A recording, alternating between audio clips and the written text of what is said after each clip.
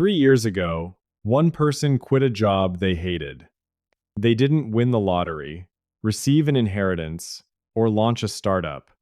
They simply stopped owing anyone even a single dollar, and at that moment, their employer suddenly lost all power over them. Today, I will show you the mechanics of this transformation. But be warned, one of the facts in the middle of this video so contradicts what the banks tell you that for the first 5 minutes after watching, you will be angry. Because you will realize how many years you have been led by the nose. Let's begin. Most of you believe that debt is just numbers in a banking app or an unpleasant line in a monthly report. In reality, it is a cognitive parasite that physically rewires your brain structure, limiting your ability to make rational decisions. You live in a state of constant structural pressure, even if you don't realize it every second. Imagine trying to run a marathon, but every step you take is accompanied by invisible resistance that siphons off 30% of your energy before you even pick up speed. This is the reality of living with debt in the modern United States. Today, we won't talk about banal savings on coffee. We will break down the deep mechanics of transformation that occurs at the intersection of mathematics, biology, and the US tax code. You will learn why getting out of debt is not a finish line, but a quantum leap point for your capital. Let's start with a shocking fact that Wall Street financial institutions prefer to ignore in their advertising campaigns. When you pay off a loan with an interest rate of 24%, you are effectively receiving a guaranteed return of 24% on your invested funds. No hedge fund in the world, no index fund, including the S&P 500, can offer you such a return without risk. At that moment, you become not a borrower, but a top-level investor. But why then do most people continue to put money into a 401 KEK while having credit card debt?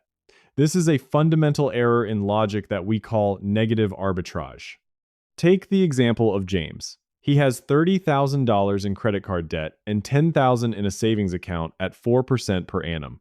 James feels safe having a cushion, but in reality, he is losing money every day. Stop. Here is a figure that financial advisors don't put on posters. The average American with credit card debt pays more in interest to the bank than they spend on groceries in a year.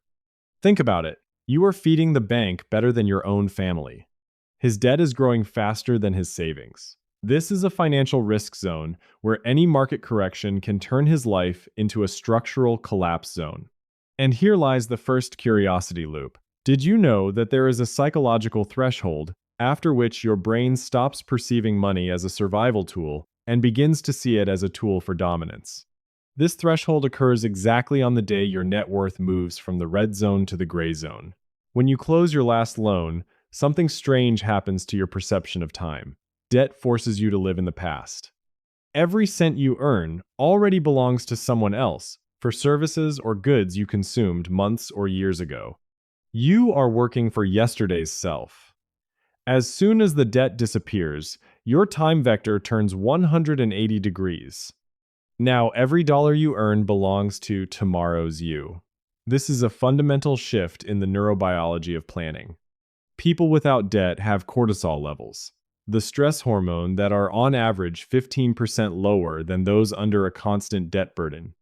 Wait, 15% less cortisol is not just you will be calmer. Princeton University studies show that financial stress literally lowers IQ by 13 points. This is the difference between strategic thinking and survival mode. Your debt makes you intellectually poorer right now as you watch this. Now the trap that even smart people fall into. Perhaps right now you are thinking, but I have a mortgage. I'll lose the tax deduction if I pay it off early. I hear this constantly. And every time it means the same thing. You were taught to calculate someone else's profit. Here is the real arithmetic. Consider Mason. He was paying interest to keep the deduction. He was spending $1 to save 25 cents on taxes. When his accountant finally broke it down by the numbers, Mason didn't say a word for about 3 minutes. Because he realized, over 8 years, he had voluntarily given the bank almost $40,000, calling it tax optimization. When he paid off his mortgage early, his cash flow grew so much that he was able to maximize both his Roth IRA and 401k simultaneously. The question is not whether it's worth paying off debt. The question is how much more you are willing to lose by delaying this decision. Speaking of Roth IRAs, have you wondered why financial freedom after debt becomes exponential? In the US, there is a concept of compound interest in reverse. As long as you have debt, compound interest works against you, creating a barrier that is practically impossible to overcome by simply increasing income. But as soon as you zero out your obligations, this same mechanism begins to work for you. A direct question: do you really own your home? Or are you renting it from the bank with a right of first refusal in 30 years? Stop paying for 3 months, and you will very quickly find out whose name is on the actual title deed. Now, that very invisible threat I warned about at the beginning, and it is much more absurd than you think. When you completely pay off all debts, your credit score may drop. Banks don't publicize this, but it is a fact. And at first glance, it seems like a catastrophe. But wait, I want you to think this thought through to the end before I reveal why this is actually a signal of victory, not failure. What does this say about a system that punishes you for no longer owing anyone anything? The story of Isabella. She spent 10 years chasing an 820 score, living on credit. When she realized that liquid capital is more important than a figure in an Equifax report, her strategy changed radically. She stopped optimizing the bank's metric and started building her own wealth. And now about the system. The ideal client for a bank is not the one who has no debt. It is the one who is eternally in debt but pays on time. Your credit score is literally a measure of how profitable you are to a lender. A high score means this person generates good profit for us. When you lose it by closing all debts, it means one thing: you have exited a game you should never have been playing. Every 90 seconds, there is a change in the world of finance. But one thing remains constant: cash is king during a period of market barrier. When you have no debt, your resilience to economic corrections becomes absolute. Imagine a period of high inflation or market instability arrives. A person with debt is forced to sell their assets at depressed prices to service loans. A person without debt at that same moment uses their free funds to buy up cheapened assets. This is what separates the middle class and the elite. During the 2008 crisis, the wealthiest 1% of Americans increased their fortune, not because they were smarter, but because they had no mandatory payments forcing them to sell. Their weapon wasn't genius, it was the absence of debt. Let's discuss the psychology of consumption. Why, after paying off debts, do you start spending less, not more? It would seem you have freed up $2,000 to $3,000 a month. But a paradox occurs. The feeling of security that the absence of debt provides is much more pleasant than the dopamine spike from buying a new gadget or car. Henry noticed that after he paid off the loan for his Tesla, his desire to upgrade the car every year vanished. He realized that owning an asset without encumbrance gives him a status in his own eyes that is higher than any external approval. When you have no obligations, you can afford more aggressive strategies. You can invest in venture projects, individual stocks, or real estate with higher risk and return because your base survival level is already secured. You no longer depend on a monthly salary as heavily as before. This gives you leverage in negotiations with an employer. Charlotte was able to demand a 30% raise simply because she knew, if they refused her, she could live for 2 years without a job, without changing her habits. Her lack of debt became her strongest negotiating position. Have you ever noticed that you never hear the phrase, "My financial advisor advised me to pay off all debt"? This is not a coincidence. Advisors earn a commission on assets under management.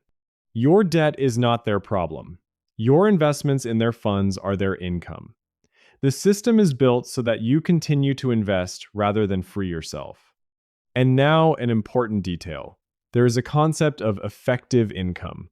If you earn $100,000 a year, but $30,000 goes to paying interest and debt, your real income, which you can direct toward building the future, is $70,000 minus taxes. But if you have no debt, that same $100,000 turns into a completely different financial power. You effectively get a raise without having to work more. This is the legal way to hack the system of capitalism. Why then does society impose debt on us? The answer lies in the structure of consumption. The US economy is 70% consumer spending. If tomorrow everyone pays off their debts and stops taking new ones, banks will lose trillions in interest income. Therefore, you are told from every corner about the importance of credit history. But remember, your credit history is a history of how effectively other people have made money off you. Calculate right now, add up all your monthly debt payments, multiply by 12. This is the annual amount you give away for decisions made in the past. How many years of your life is it worth? Let's get back to practice. After the last debt is paid, your first step is creating a freedom fund. This is not just a 3 to 6 month emergency fund. This is a sum that allows you to say no to any offer you don't like. Logan used his freedom fund to leave the corporate sector and launch his own business. Without debt, his risk was minimal. He didn't need to generate profit in the very first month to pay the bank. This gave his business time for organic growth, and today his income is 5 times higher than at his previous job. The second step is utilizing tax advantages. Now that you have free cash flow, you should maximize your 401k to the limit, especially if the company offers a match. Then, a Roth IRA.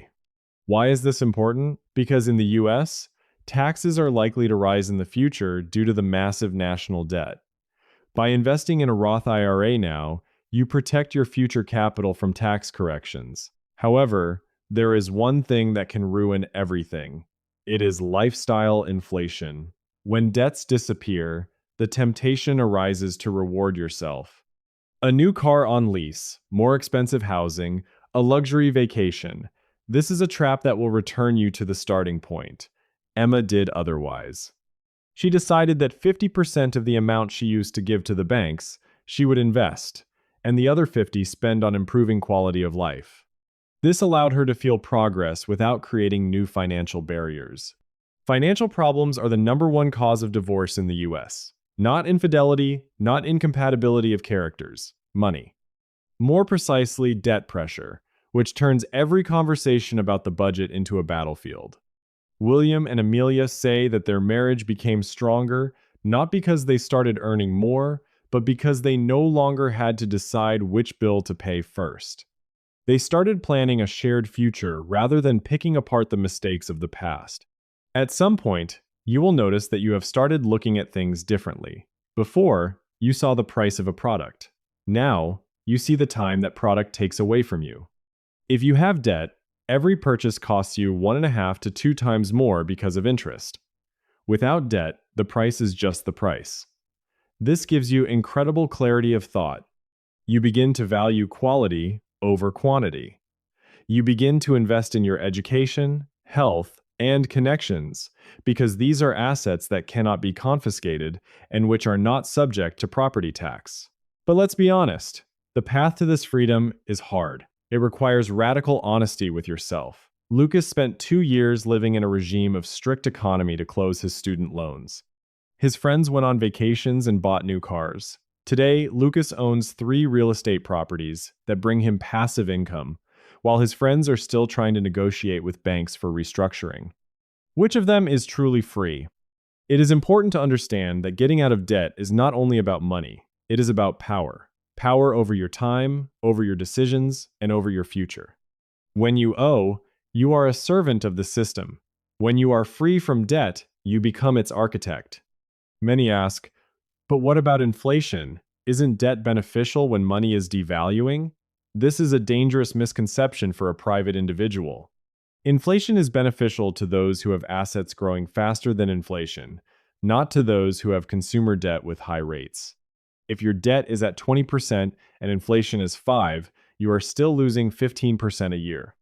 Benjamin was not a highly paid specialist. He was an ordinary middle manager, but he applied the snowball method, closing the smallest debts first, and 4 years later he became completely financially independent. His secret was not in brilliant investments, but in the discipline of eliminating barriers. He simply stopped financing someone else's wealth with his interest payments. When you reach this point, you will feel the silence.